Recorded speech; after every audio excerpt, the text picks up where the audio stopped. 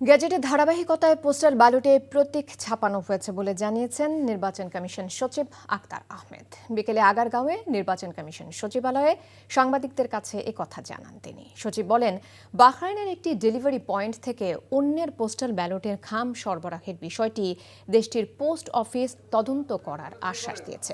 গণভোটের পক্ষে সরকারের প্রচার নিয়ে প্রশ্নের উত্তরে এসি সচিব বলেন, বিষয়টি সরকারই ভালো বলতে পারবে।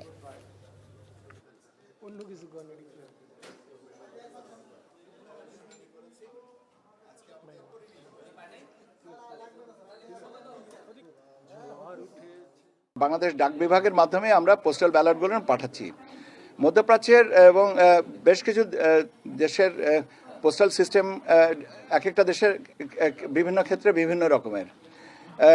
বাহরাইনের ক্ষেত্রে যেটা হয়েছে যে ওখানে 160টা ব্যালট আমাদের কাছে যে হিসাবটা পাওয়া গেছে সেটা কোনো এক জায়গায় আপনার বক্সে আপনার দিয়ে দেওয়া হয়েছে।